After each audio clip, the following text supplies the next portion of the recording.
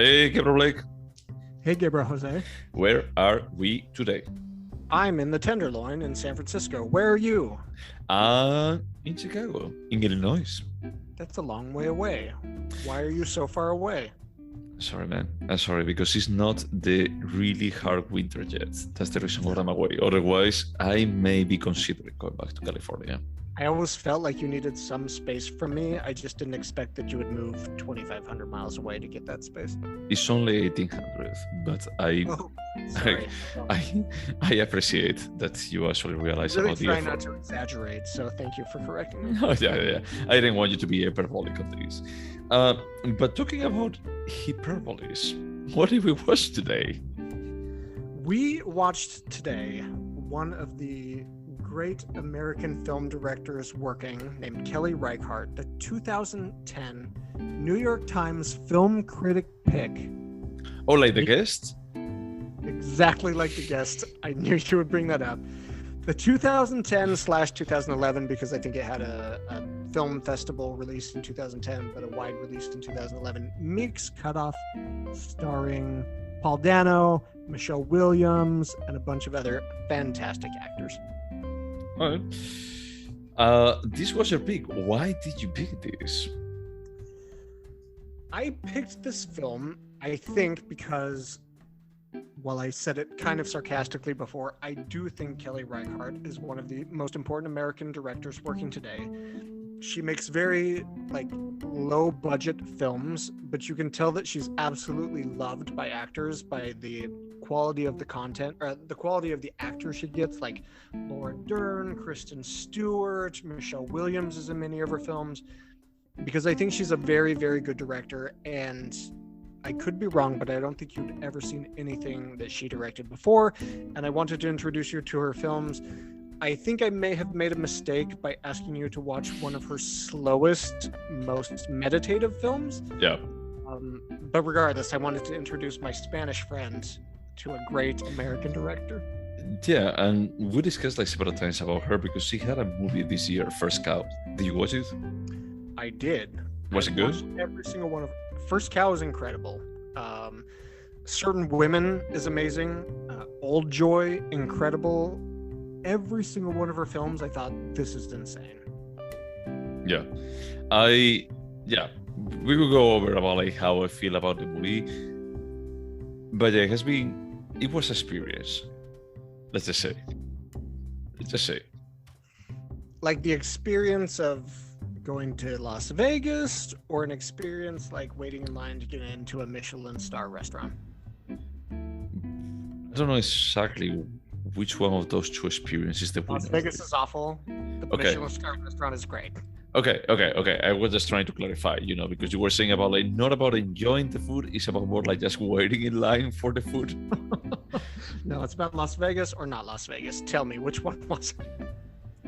Las Vegas at least is fast, is that you don't feel like there is nothing happening, So it's, I don't know, you can compare, it's a different kind of, I don't know, meditative experience. But yeah, I was really curious to see someone from her because of how many times you talk about her, and I felt surprised that I never seen anything. And many times I tell to myself, I should just watch something by her, randomly look if there is anything on a streaming platform. But as this was your pick, I guess that I should summarize this. And it should be I should. And I think that it's not going to be too hard. So this is a group of 3 couples and a kid that they are in the Oregon Trail, trying to go to Oregon, doing this kind of Western trip in the 1800s, and they're being guided. 45 to be exact. And I call that Did out. Did they say the name? Did they say the year? Yeah. Okay. In the very beginning, and I want to call that out because most Westerns take place when there's already some development in the West. There's little towns, frontiers. This takes place decades before that, which I think is interesting. Sorry, go ahead. Yeah, but in any case, it's the Oregon Trail. Is that what they were still just traveling? Whoever was traveling that way was going to be just facing similar challenges, even if they were cities at the destination. Yeah, I'm just saying that the Clint Eastwood Westerns, they're very, very, very different. This is just a portrait of several families trying to get across to the West. I don't consider this a Western. Okay, tell me more. because they are not like the classic elements of a Western, you know. There is no city, there is no like outlaws, you know, that they have to deal with. It's a bit more of a road movie. But we're going into kind of like American culture, but isn't this a stereotypical Western where there's people trying to go west to escape their past? Well, we have that element, but at the same time, you have them like just traveling the whole time. You don't have like a permanent kind of location. You don't have like. I think what you're saying is this is not a spaghetti Western. Oh no, I'm saying that this is not even like a revisionist Western as The Unforgiven. I'm saying that these actually use elements from Western, that is like the setting or the clothing that you see in Westerns, and it actually uses in a road movie. Or, you know, like in quote unquote Native American. There's no use Indians because that's the term that they use in the movie. Yeah, we have to say Native Americans. We have to. Yeah. Yeah. The movie tries to be like pretty accurate with how they could speak, you know, like back then. Because they used the N-word also, I think, a couple of times. And it was like, I heard it what? I was shocked. I was like, what the hell? I don't remember this. Yeah. Because I saw this movie when it premiered at Sundance, which was 10 years ago this year. So. Yeah. So let me just summarize and then we can go into the specifics. So they are on this Oregon Trail. They're like being guided by this Stephen Meek, I think that is called. And he's Stephen Meek. And he's played by Bruce Greenwood. And at some point, they actually split from the trail per se, because when they think that maybe they're going to be like going faster, whatever, they get lost. They started to run low on water, and they run into this Native American that is just observing them from away. So they basically kidnap him and torture him, and even if they cannot communicate with each other, they try to make him show a path to find water. I don't think they tortured him. They didn't cause pain. They didn't do anything to him. They tied him up 100%, but because they thought they punched him and kicked him several times. Meek does when they bring him. Yeah, you're right. I guess when you say torture, I think waterboarding and feel pain. No. They don't remove his nails or anything, but they are not exactly kind with him. Yep. Right. And the idea is a bit more about like, hey, we'll give you this stuff, like the blankets, if you tell us where the water is and you guide us there.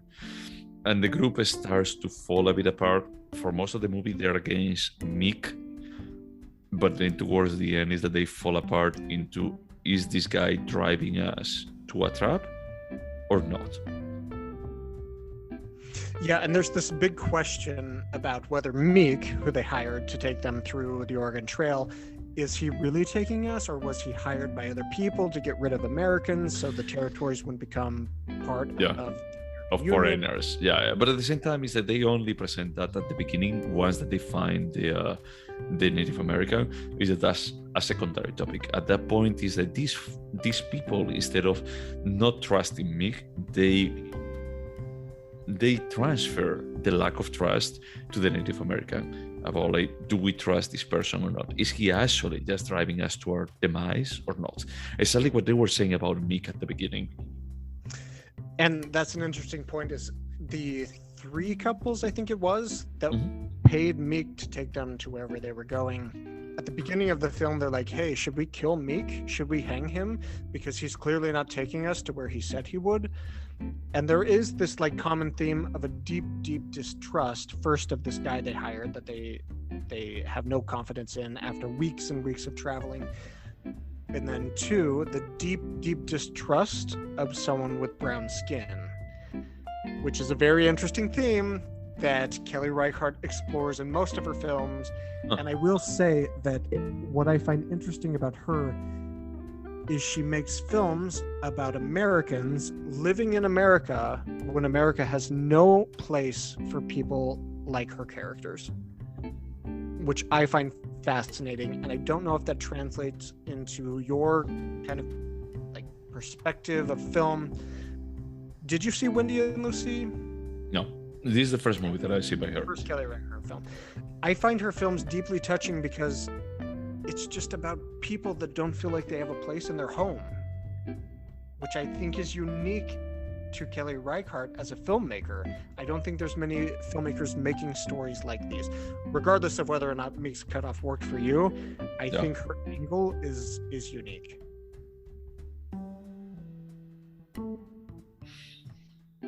I'm thinking for whoever is like in the audience, like just wondering, is like the audio cut off? Are there is technical difficulties? No, there is not. There is not. I'm just trying to think about it. That's an interesting point, because these people are actually doing the Oregon Trail and going to the West because they don't feel like they belong somewhere else, and they're trying to find like a business opportunity, like finding like a better future, whatever. But at the same time, they feel like they are being ostracized by the guide, and then they're feeling ostracized, part of them, by the Native American, and this is a spoiler alert. I need to just mention this for the ending before we start like just talking a bit more about the technical aspects and if we like it or not. But the movie ends without resolution. Is that they get to a point that is that they lose one of their cars, let's say, the covered wagons. Yeah, the cover buyers. Yeah. They lose like one of them because they're doing something that I still don't understand why they were doing it, like just throwing them down the hill, but whatever. And they're going to be like following the Native American into maybe water or maybe his people where they're going to get murdered. Because Meek is like just always antagonizing this guy about like, yeah, they're terrible, they do all this terrible stuff. I see them doing all of this. We never see the guy like doing anything bad. But he antagonized the Native American. Yeah. Yeah. So the movie ends with like, we don't know what they decide. But I love the closing sentence that is like, look, this is no longer about me. When Meek says like, this is no longer about me, is that I'm just following you and you're following him. Is that we are all playing our parts. So did anything resonate with you? And let me tell you this, that my context for pioneers came from my upbringing in Mormonism. So we were taught that the pioneers were these very faithful saints that crossed the country, and then Brigham Young brought them to the promised land, which was Salt Lake City. But I understand like this fear of where this land that eventually becomes America, you're completely exposed 100%. You've hired this guy that you can't trust. A Native American is observing you. You capture them because you don't trust that his tribe isn't going to kill you. So you're in the spot where you're trying to build a better life for your family, your kids, but you can't trust anyone around you and you're afraid of the natives. But that's the Wild West. I mean, that was that time. It's like It was that time, but has anything changed? That's America today. People are still unsure of who to trust. They're deeply, deeply distrustful of brown people. They're still completely willing to take the land of brown people. But wait a second. They're not trying to take over the land of brown people. They never talk about like we should take over like the land of Native American. They never mention it. And second, they trust more the brown person than the white person. No, but they do talk about that. They talk about how they're afraid that Meek was hired to kill Americans so that Americans don't take over all the land. But Meek is white. Yes, but that doesn't mean he wasn't hired to like basically kill these people. What I'm saying is it's not about a race specifically, but I feel like this deep distrust of the people you are putting your faith in is a common theme that happens today. It's a common thing for white people to distrust brown people while they're on the land of the brown people. But once again, is that they don't distrust the brown person. They actually put all their faith on him. No, they tied him up. They tried to stop him from communicating with anybody else. They were constantly crying, saying he's communicating. That was the bitch. That was like a single person out of the 7 or the 6 people on the caravan that they count. Is that a single person was doing that. But when they arrive with a Native American, is that they actually talk like, or we kill him, or we leave him alive. There are the 2 options that we have. I disagree. When Michelle Williams is fixing his boot everyone is like, are you fucking crazy? He's dangerous. And she's like, no, I need him to owe me. I'm going to risk my life to help him so that he tries to help me. They were all deeply distrustful of this guy. They were distrustful, but at the same time, they were willing to trust him more than actually just following up Meek's advice. Do you remember that when they get to the river, they actually disagreed on that, about like what direction to go? I mean, there was, of course, general disagreement at the very end. Spoiler alert, nobody's going to see this film. Like 15 people saw this film. They shouldn't. Michelle Williams lets the guy go. And they're all like, well, what should we do? And they're all like, we don't know. Do we follow Meek? Do we follow this guy? Do we keep going west? I think that this is like just a bunch of people that they cannot make their minds and they need to hate someone. So I don't think there is so much about like them, about like, oh my God, they're in a poor situation, but more about them not wanting to trust anyone because they're about to hang out mixed at the beginning. And then with this guy with an American at the beginning, like, yeah, let's trust it. And then at the end, it almost feels like, no, let's shoot him, and they just go away. So let me say that I disagree with you, but let's say your interpretation is correct. How has America changed since then?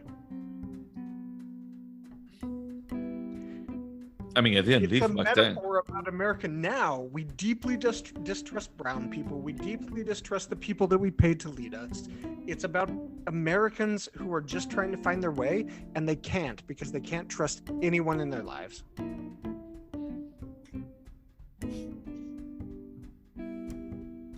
I don't agree with that, man. I mean, as a foreigner living here, I think that it's not about like we cannot trust anyone. It's that we choose.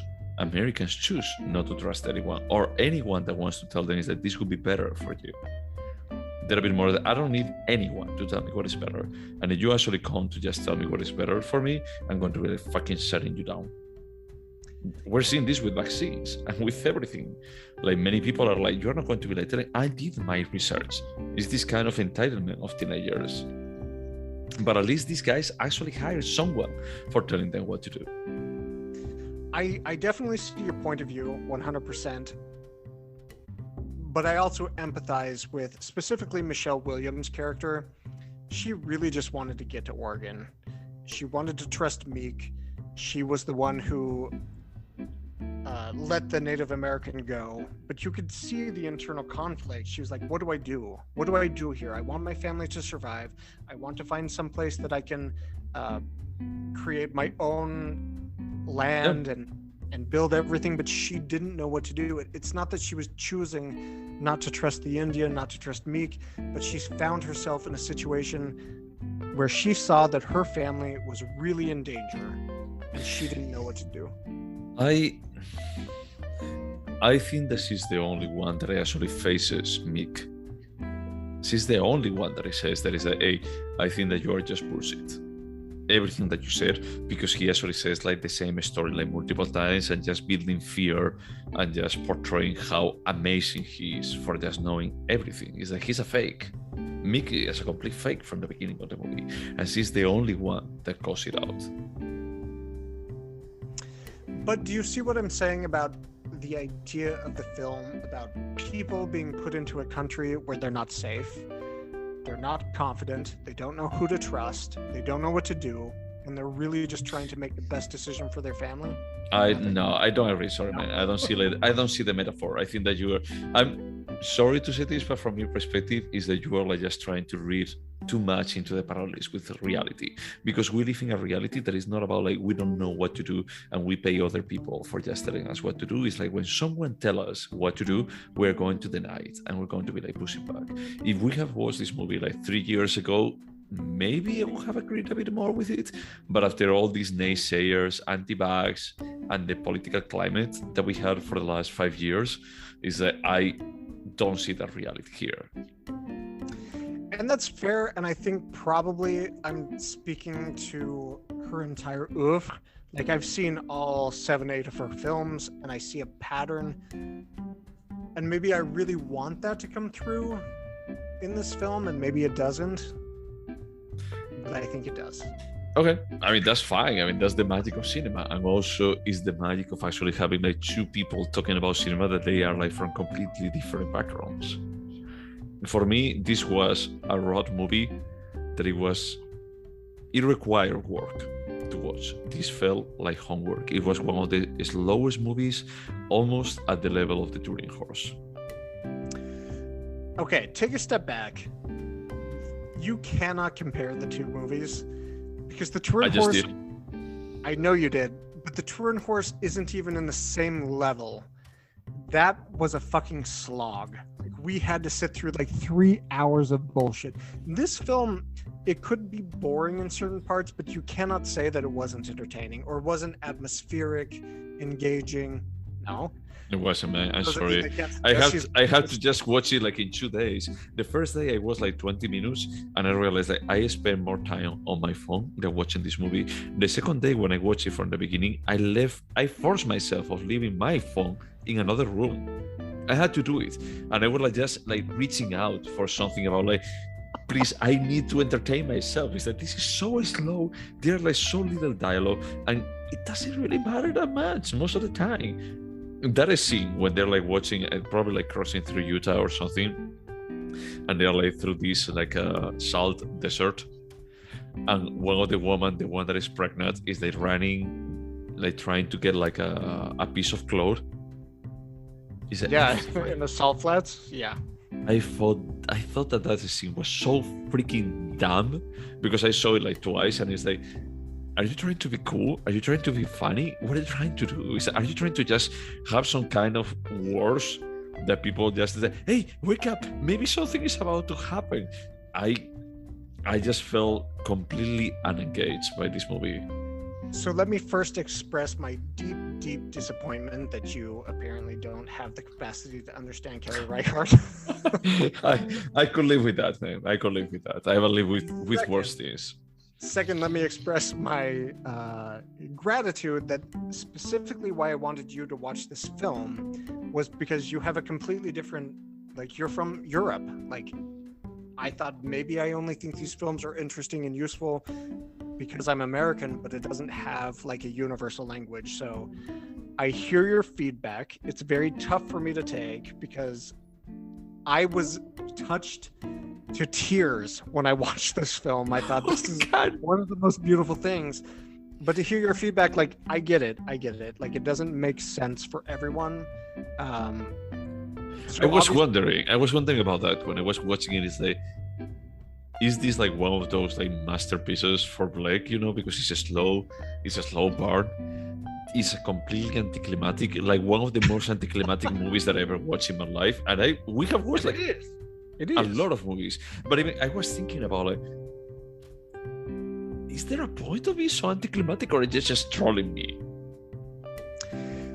I genuinely thought you would like this film. I totally get you didn't. But I am going to make you watch one more film of hers. Not now.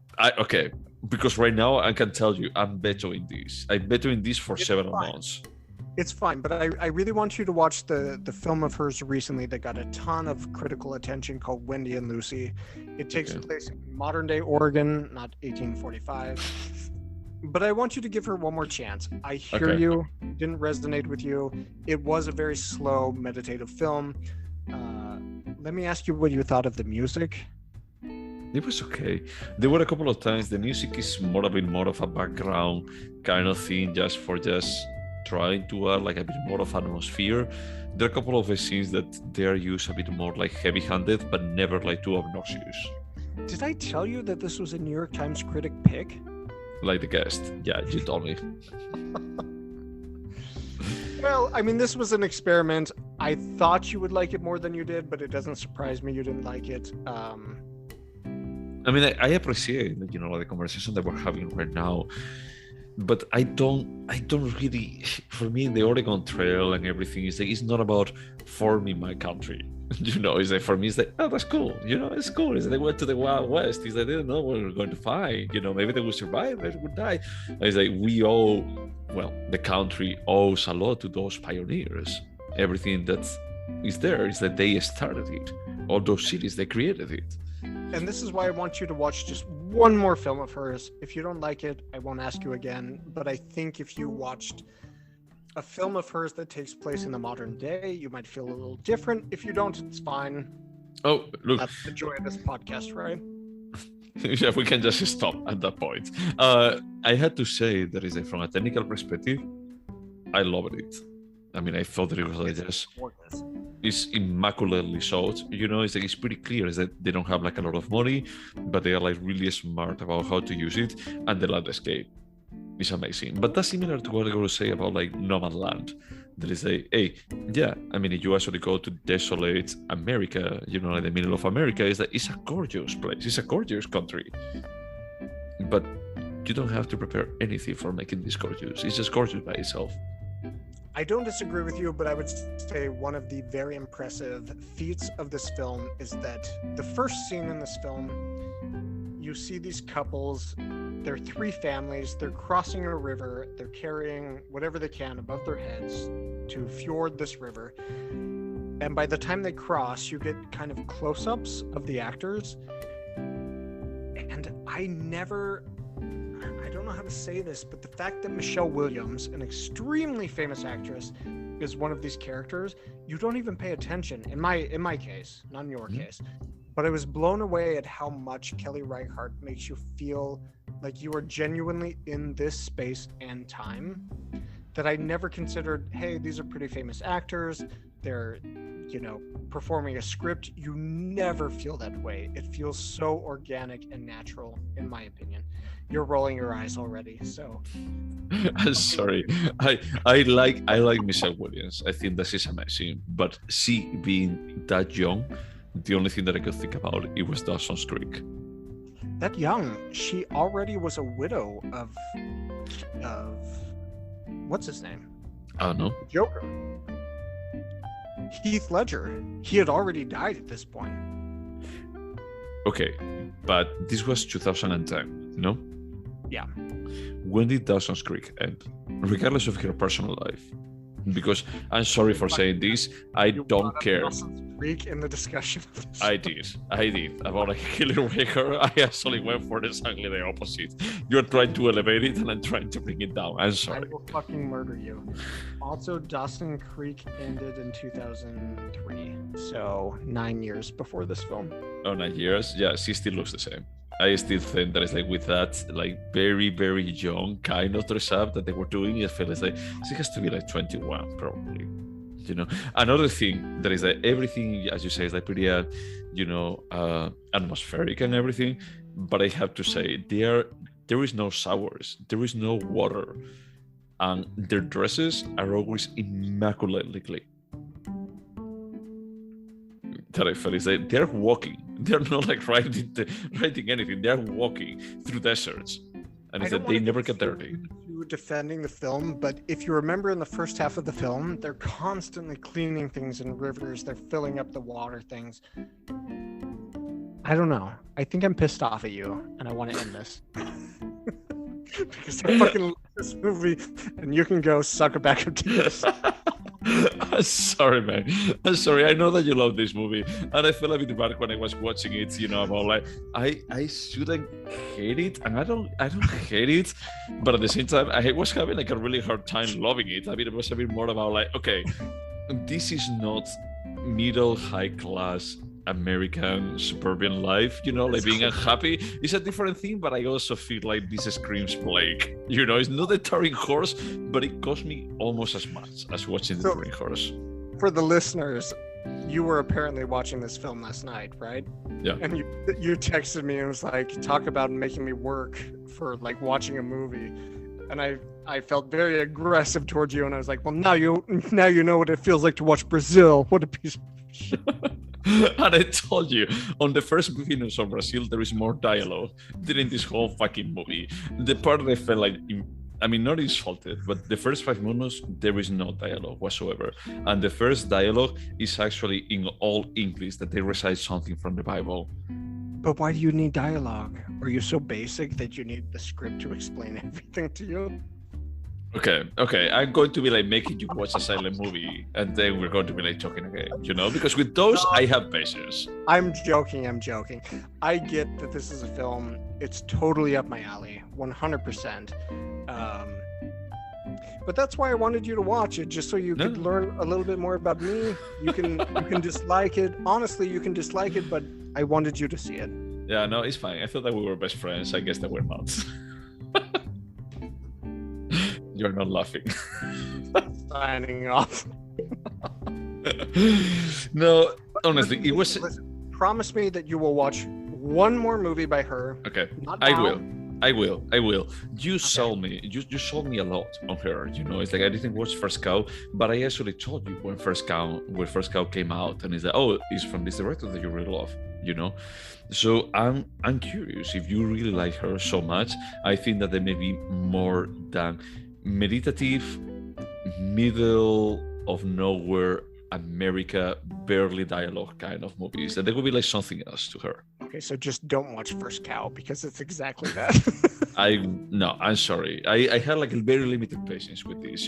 They had to be like, the only one that I think that I tolerate on this of every single movie that we watch, and it's like probably our second episode, is like a spring, summer, winter, fall, winter, and a spring again. I think it's in Fall Again. Anyway, yeah, I know that. Whichever, yeah, you know which one. Is it from? I forgot the name of the director. This Korean director that I found like this is gorgeous, and this is like super smartly designed to just feel appealing. This one just felt like a slog, and I felt like that's the point. It's a slog because that's what they're going through. We have to end this podcast because I'm feeling a lot of hatred towards you. Okay, let's go over the questions. If that's what it takes, let's go over the questions. Would you watch it again? 100%. I know you didn't like it, but when I rewatched it, I basically got hard. I was like, this is the type of film for me. I love it. Okay, yeah, my answer is hell no. No, hell no. It's like if not even high, it's like if I was high, it's like probably I would be like just jumping through a window. I felt like I need to just survive this. And the only way of surviving this is like just jumping through a window. I will say that if I watched this high, I would have the exact same reaction. This is not a film to watch while you're on marijuana. Don't watch it.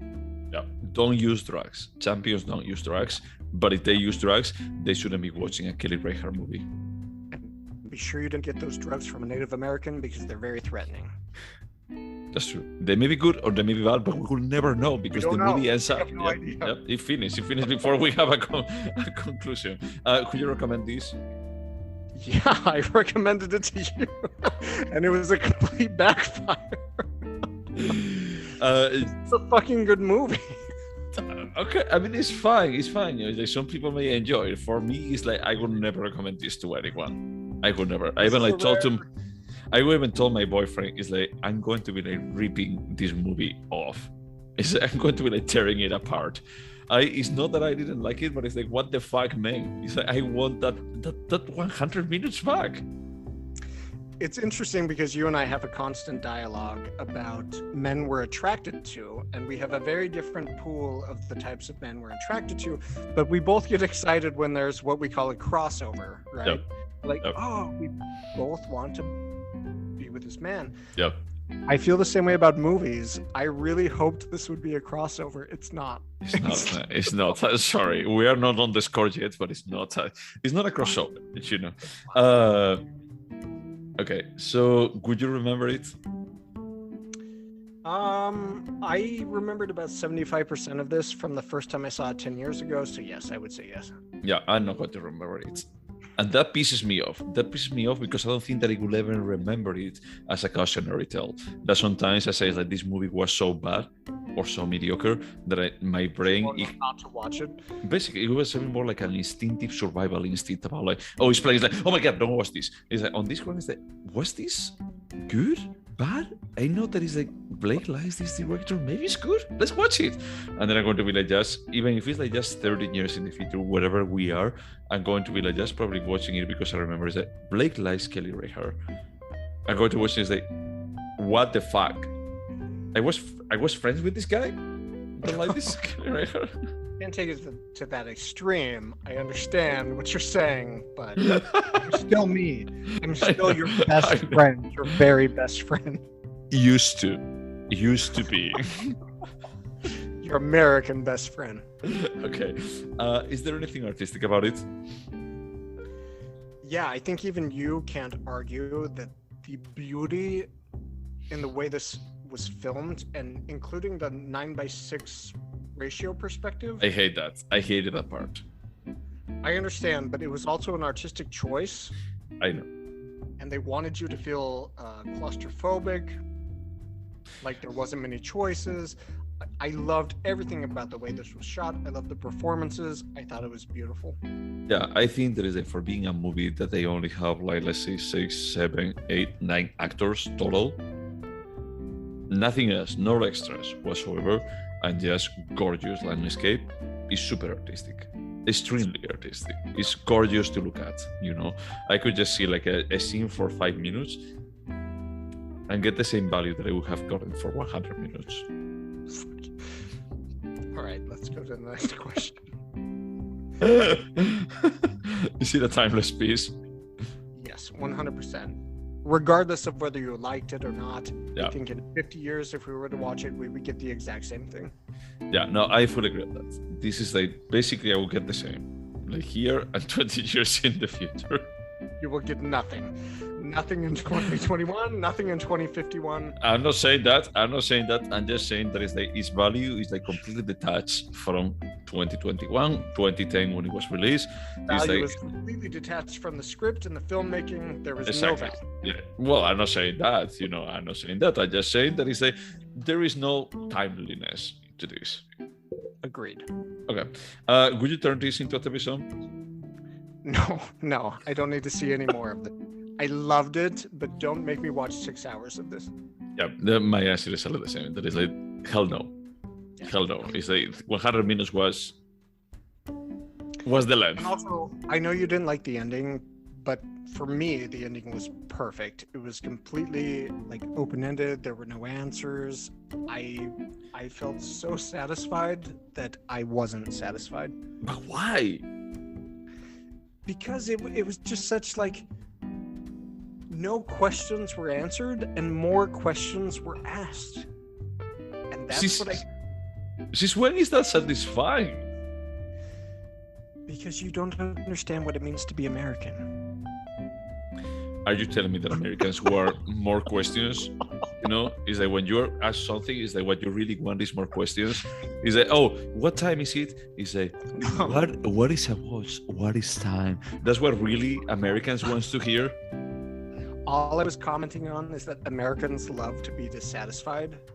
That's it. I think that's you, man. Not have a question answered. I think that's you. All right, it's fair. I love the ending. I understand why it's unsatisfying.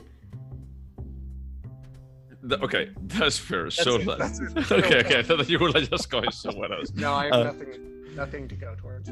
Do you think that this movie could have been better? No. You're going to roll your eyes, but I think this was nearly a perfect film. Okay. There it was. There was the eye roll. No. I just smile. I just like, you know, I'm going to be like removing my glasses just in case that you know that you have like a wrong feeling. I wasn't rolling my eyes. I just like slowly like blink. Like I'm just digesting. Very, very emphatically. Yeah, I was like just digesting about like what I just heard. Okay, that's fair. Yeah, I think that this could have been a tiny bit better. Just a tiny bit. I mean, just giving me like some kind of resolution. I don't think that it would have saved the day, you know, but at least you have made me left like, what the fuck? I actually, for a second, I thought that is like, should I wait? Maybe this is like a Marvel movie, and there's going to be like mid-credits and then credits scene, you know, and they're going to be like shooting the Native American and then hanging Meek. I don't even know how to interact with you if you just compared this film to a Marvel film. No, I'm not comparing it. I'm just saying that it's like as a moviegoer in 2021, I prefer when my feels have some kind of resolution. regardless if it's like, and then all died. Oh, so you need your films explained to you. Oh no, I'm not talking about explain. I'm just talking about like, do you have a point, Kelly Reichardt? Do you? Do you? Because if you are not, what is the point? Like torturing me for like 100 minutes and then not giving me any kind of resolution to it? You have to stop tearing apart this film because you're so valid in your opinions, and I hate it. So let's wrap this up. Is that look? Let's just think. Like, for example, the Turing horse, it doesn't have a resolution, and we agreed on this. It's like the last 5 minutes are a masterpiece. I told you. I agree with you. Is that those 5 minutes are going to be like sticking with my brain? It's like that was dark. I mean, it was dark because it also like just seems too dark. About like, okay, because the light just left. Yeah, but what else can you do to these people? Is that I torture them. If I'm a god, is that I torture them for 3 hours and just 3 years of their lives, and then it's like, what else can I do to these guys to just give up? Is that maybe I just like just turn off the lights and they just keep eating like nothing happens. That was like a master. They can just chat as if nothing were happening. But there is no resolution. There is no resolution because that no resolution brings a point. That is like, this was just about like torturing these people and just seeing that is like the human spirit doesn't give up. From time to time, we tend to be like pretty stupid for some stuff. The only hesitation I have to agreeing with you is that obviously the Turin horse was a fucking dumpster fire for the first 2 hours, and then it rewarded us for sticking with it for so long. It was closer to 3 hours than to 2. Okay, I'm reimagining history. Sorry, go ahead. Cutoff, I found the journey so emotionally rewarding, and I understand you didn't, but for me it's so different between a Turin horse and Meek's Cutoff. But again, I get it. It didn't work for you. You're dead inside. I'd rather be dead inside than actually putting up with that bullshit that happened again. Sorry. But no, I just think I wish that they have given me some kind of resolution. I wish. And I know that it's like just pretty damn about asking for resolution. They don't need to give me resolution. But if you're not going to be like giving me resolution, at least like just make a point. But it's interesting because we know each other super well, and you're not somebody who needs I don't answered at the end. So why do you feel that need with this film? I'm not saying it's wrong, but imagine you saying this about any other film. It would be very uncommon if you said, look, I needed everything to be wrapped up and explained in exposition. But that's what I was comparing with the Turing horse. It's like, albeit I didn't like having to put up with that for 3 hours. I saw the point. I saw that they were making a point. The problem that I have here is like, I don't see the point. I don't see that there is like a point being made. So at the end, it's like just leaving unresolved. It almost feels like, look, this was like the only thing that you could give me, some kind of resolution after just bringing this kind of conflict halfway through the movie. And you are not going to even willing to give me that. At that point, it feels more like the torture is not to the characters, it's to me as the audience. That's fair. That's completely fair. I just can't think of another film where you wanted things wrapped up in a way where there weren't questions. Oh, no. But just hear me out. Is that I will even like just put up with like they find like a group of Native Americans. We don't know if they're going to be like killing them. We don't know anything. But it's like, at least we have something else. Things are still left in the air. Maybe they survive, maybe don't. And I think that this is actually loosely based on events that they happen in reality. About like a group that they went off the path of the Oregon Trail, and they found a Native American that they kidnapped. Yeah, I think so. I think I read that as well. Yeah. So I don't know. I just feel like if you have a movie, if you have a point that you're trying to make from the beginning, it's fine to leave things unresolved and just making me think about like, oh, if this happens, this is the message that I take. If this doesn't happen, this is the other message. In this case, I couldn't get into the characters. I couldn't get into the movie. As you were saying, that is that I did.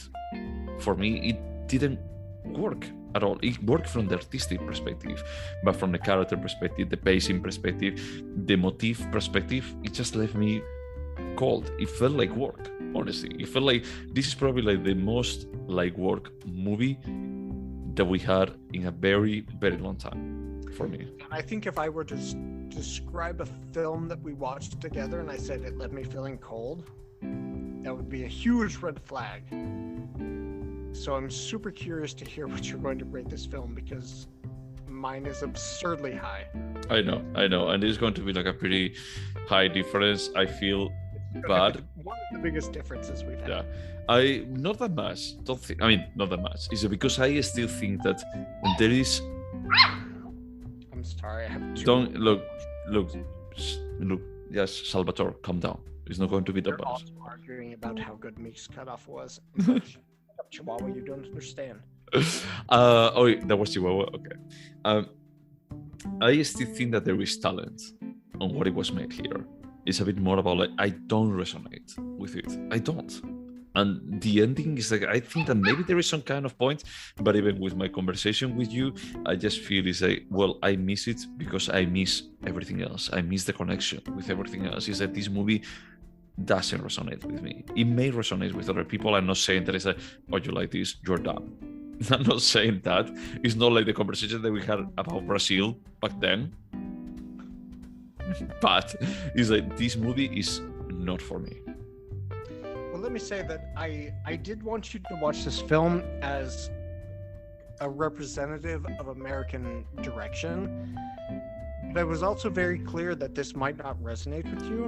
And I do think this is a very good film, but I also wondered, do I like this film because of the context I have of growing up in the Pacific Northwest, which I did, Portland, Washington, Idaho, and I wanted to hear your perspective of, does this make sense out of like my tiny hometown?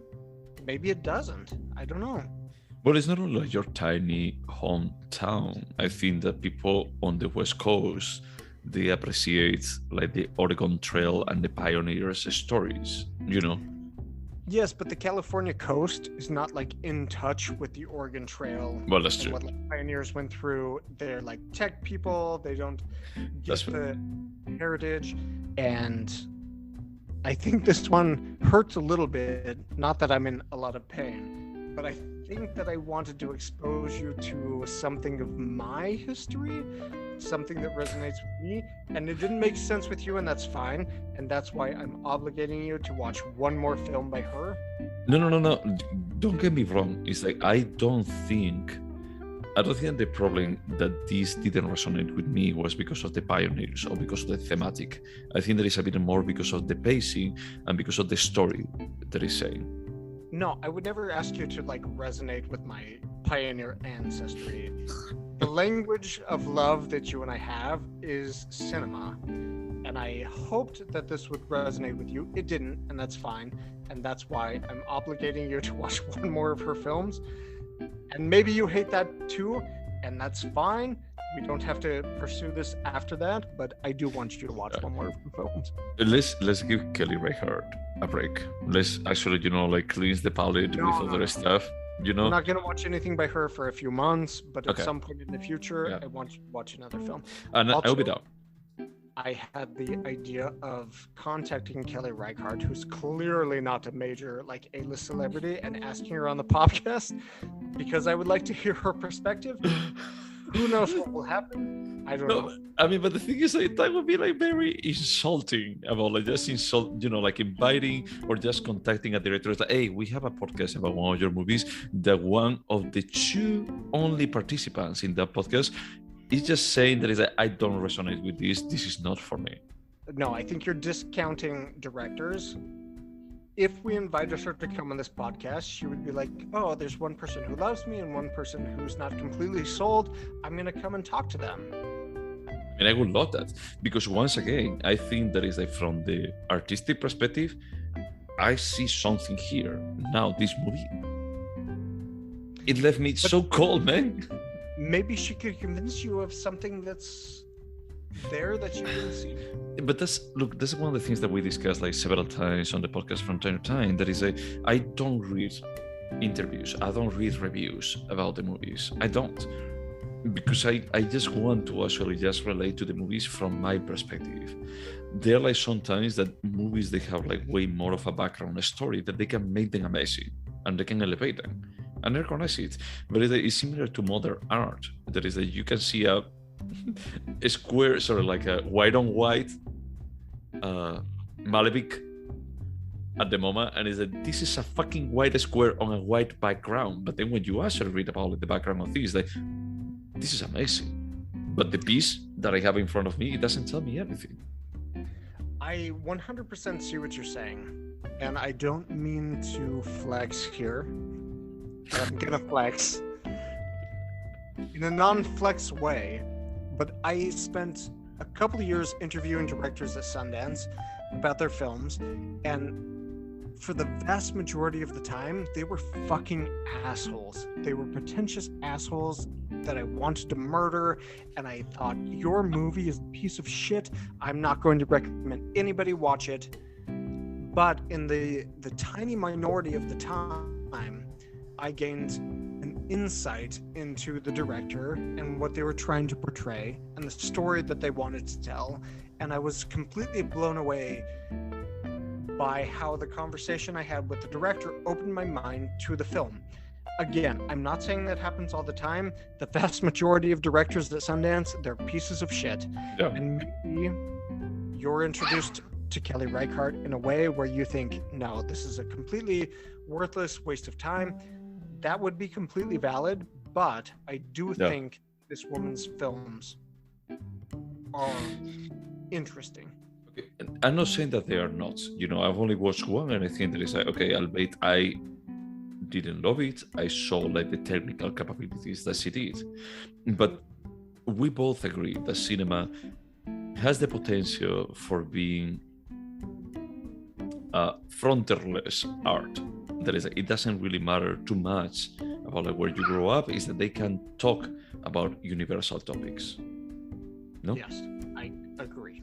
Yeah, is that we talk about like this many times, that you can watch like an Iranian movie like The Salesman, you know, and this is a gorgeous, incredible movie, you know, as you can watch, I don't know, like a Japanese movie like Departures, and it's an incredible one. And then you can watch like Iron 3 from Kim Ki-duk. Kim Ki-duk was the director, the Korean director. It's like, they're incredible movies. It's like, it doesn't really matter where they're from. It's like, when they are good, you resonate with them. Is that you don't need to actually understand about the reality of the country, the history of the country, or anything like that. It's similar to what we discussed about Bacano, or what was called like the Brazilian movie. The one about the insane like Western in Brazil. Yeah, and is that the thing is like, if you need to actually understand everything about that country, is that it's fine, it's valid, it's absolutely valid, but it's that you're going to be like saying that someone that knows all this reality the first time that they see it is good. But if I have to work to actually understand the whole scope of your movie, I think that you're not doing a proper work on your movie for actually just make me resonate with it. Yeah, no, I completely agree with you, 100%. And it's like, and it's completely fine. Is that maybe you are like, hey, look, I don't care about the rest of the world. What I care is about like just people that they are from this country. They have like similar struggles to what I had, and I want them to resonate with my perspective of this country, and that's great. That's amazing, because I thought for the longest time that Pedro Almodovar was like that. Is that the stuff that you do is completely fucking insane, but I don't know why is like people like him, honestly, because I think that is like you do like this kind of campy stuff that for Spaniards we understand, but for other people it may be like, oh, that's cool, you know, it has like a cool accent when they speak. And for me, that's what I took from here, especially with the conversation that you just told me. It's like, it's great, but you may be like an amazing director in Sundance or whatever, but you need to explain me your movie. Is like, or I was not thinking in the correct way, or I needed your context. And on the former, that's fine. But on the later, is that you're doing like just your movie for a specific audience. And that's not globally good cinema. And that's why I want you to watch more of her films. Okay. I hope she wasn't just talking to American audiences. I hope it would translate into an international audience, but if it doesn't, it doesn't. No, and that's completely fair. That's absolutely fair. I mean, there's no problem with that. Is that there is like, like market for everything. Should we score it? We should. Okay. I don't want to, but we should. I did change my score of this movie. I changed it when we started. I was thinking, okay, it's going to be like between this and this. The more that we talk about it, I thought that I had to be fair about like how I felt about this movie and not how you feel about this movie and what you wanted me to get me about this. Don't try and make me feel better. I have my score. I want to hear yours. Okay, my score is a 5.5. Fuck you. You score this. Initially, I started at 6.5. Even at the beginning, it's like, okay, he really likes it. I'm going to go with a 7. And then it's like when I narrate more and more how I felt watching this movie, there are a couple of scenes that I really like. But it's like when I think about all the scenes that I didn't like, all the scenes that I felt is like this self-reflection and this like low, like slow pace, and that is scene on the salt plains, like see running after it. It's like, dude, it is like the best way that you can try to make like something action oriented. Is like, just stop, please, just stop. This scene is like completely, yeah, you don't need to shoot. Is that a 5.5? I said a 5.5. What did you say, like 9.5, 10? No, minus a 9. A 9, 100%. I think this is the biggest disagreement we've had. No, it's not. Because we can go back to Brazil if you want.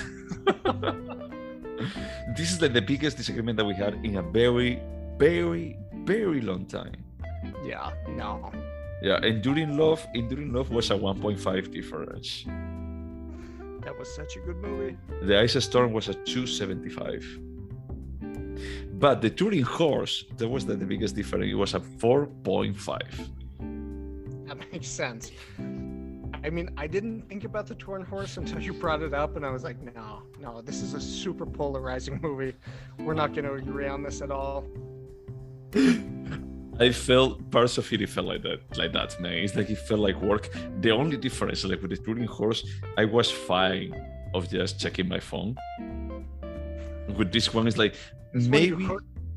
No, I mean I could, but maybe there was like just missing like the single line of dialogue that matters. Yeah, because there were like sporadically 10 to 15 minutes apart, there was like a very important scene with dialogue, and you had to understand that to see the rest of the hour of the film. Yeah. That's the thing, is that sentence is the one like, oh, this is the one about like just giving character context. This sentence it's not about like the 90 minutes or the 100 minutes. That sentence is the way you actually just understand like the woman that is pregnant, or like the really young couple that they are like moving away, or the couple that they have the kid. Yeah, no, I understand that completely. So I don't know, man. I'm sorry that I disappointed you this poorly, about like not resonating in this movie. It's fine as long as you promise to watch one more film by her. That's it. I did several times, but I want to say to this audience already, not right now. I want to just like 2022, a bit into it. Let's just watch it. 2022? You son of a bitch. Look, we are recording a bit farther from 2022, but this is going to be like published like pretty close to 2022. That's right, mid-December. Yeah. So for next week, as this was your pick, let's not forget. Next one is like, I wanted to talk. We spent a while before the podcast talking about Wes Anderson. I think that I like Wes Anderson a tiny bit more than you do, or I respect him a bit more than you do. Agreed. And if you want to actually use all your contacts, from the blogger time, and you want to get Wes Anderson, I will be fine with it. No, that's fine. You take it. Okay. So Francis Paz came recently, and we were discussing about like the trajectory of Wes Anderson and how his cinema has been evolving.